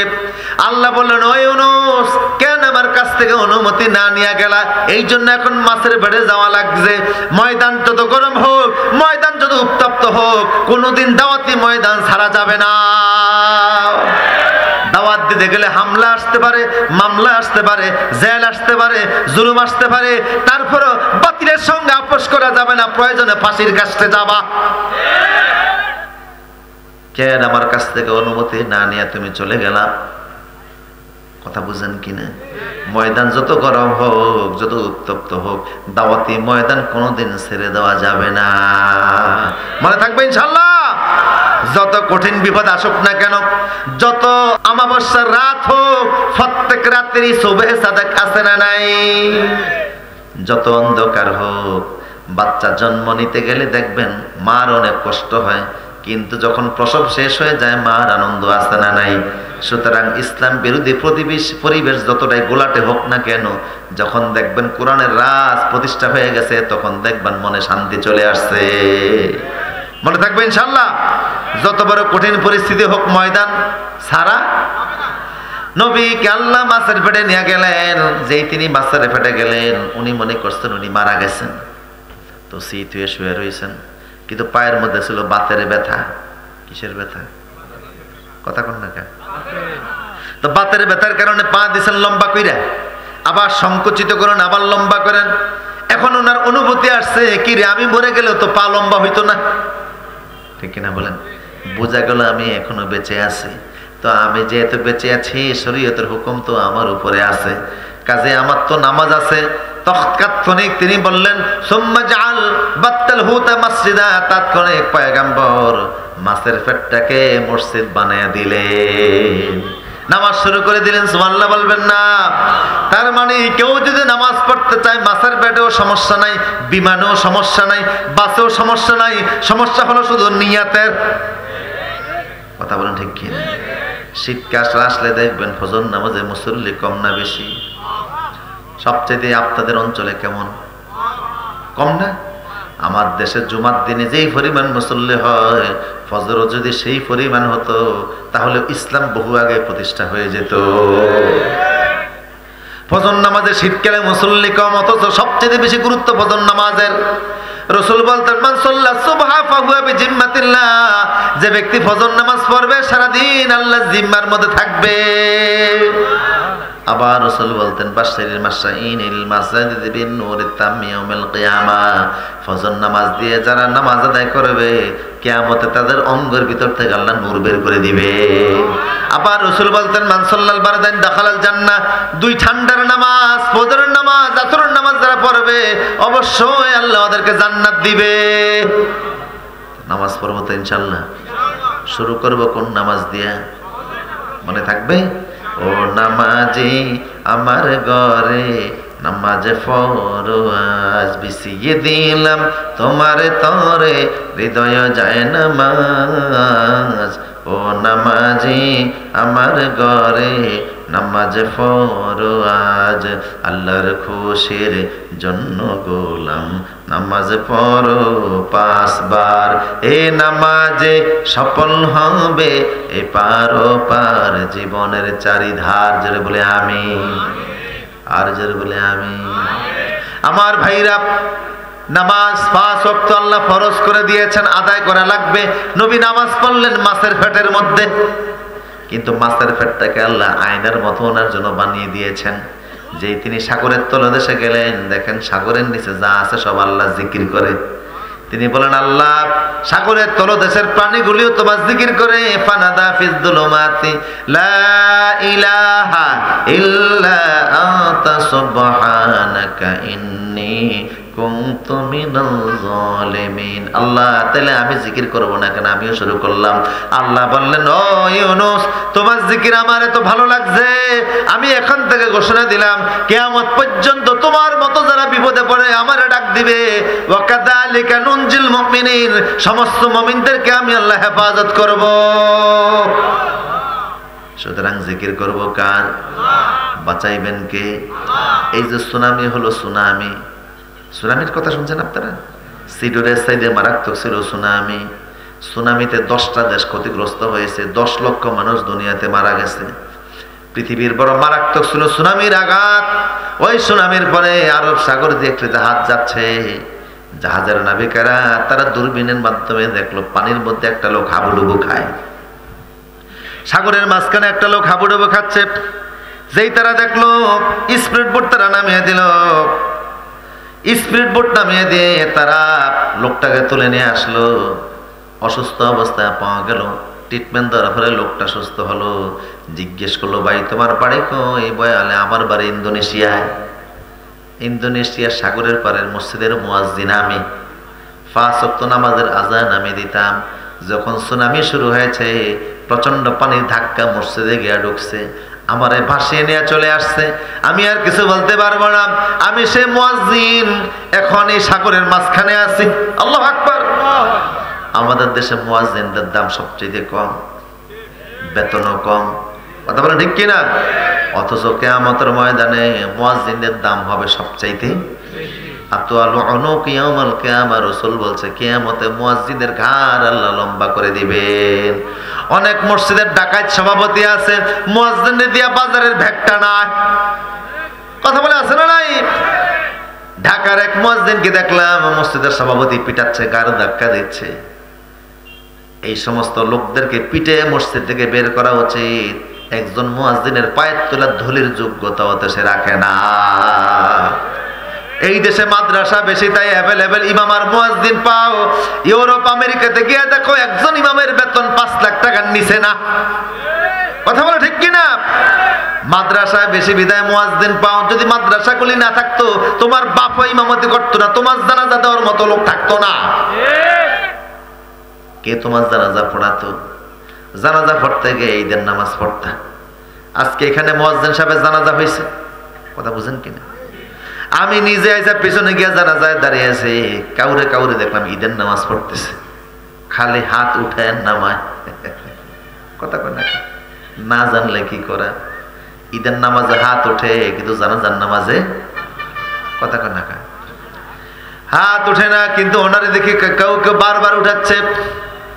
একজন উজু করতেছে, উজুর পানি গিলে ফেলতেছে। কয় ভাই উজুর পানি গিলো কেন? কয় উজুর পানি কি করে আমি তো জানি না। কয় না উজুর পানি এটা ফেলে দেয়। কয় আমি তো জানি না। তার মানে নতুন আসছে, আগে নামাজ টামাজ কিছুই পড়ে না। ইমাম সাহেবের পিছনে গিয়ে দাঁড়াইছে, এমন ভাবে দাঁড়াইছে পিছনের মুসল্লির সেজদা দিতে কষ্ট হচ্ছে। উনি ফাঁসার মধ্যে গুতে একটা দিছে, মানে একটু সামনে যাও। হ্যাঁ, মনে করছে গুতা গুতে এটাও নামাজের নিয়ম। ইমাম সাহেবের ফাঁসার মধ্যে দিয়া বসছে। এইরকম হঠাৎ হঠাৎ কিছু নামাজে আমাদের সমাজে আছে না নাই? এমন লোকদেরকে মসজিদের দায়িত্বে বসাবে যারা নামাজ পড়াইতে পারে, কথা বলেন ঠিক কিনা? ইমাম সাহেব যদি ছুটিতে যায়, সভাপতি নামাজ পড়াবে, কথা বলেন ঠিক কিনা? অযোগ্য লোকের মসজিদে নিবেন না। মসজিদের দায়িত্ব পালন করতে পারে এমন নিবেন। আগের মসজিদগুলি পবিত্র ছিল, মাটির মসজিদ ছিল, সেজদা দিলে সেখানে রুহানিয়াত পাওয়া যাইতো, বরকত পাওয়া যাইতো, কলিজা ঠান্ডা হয়ে যাইতো। এখনকার মসজিদগুলো নিয়ে সেজদা দিলে মজা পাওয়া যায় না। রাজধানী ঢাকা শহরে দেখবেন 7,000 মসজিদ, কোনো মসজিদ 24 ঘন্টা এসি চলে, কিন্তু মজা পাওয়া যায় না। তার কারণ হলো মসজিদে ম্যাক্সিমাম মসজিদে হারামের টাকা প্রবেশ করছে। কি দরকার? এসির দরকার ছিল, টাইলসের দরকার ছিল, হারামের টাকা দিয়ে পাপস কিনা কি দরকার ছিল? মাটির মসজিদে সেজদা দিলে যেই মজা পাওয়া যাইতো, পাপসে সেজদা দিলে সেই মজা পাওয়া যায় না। কারণ হারামের মধ্যে কোনো শান্তি নাই, কথা কোন ঠিক কিনা?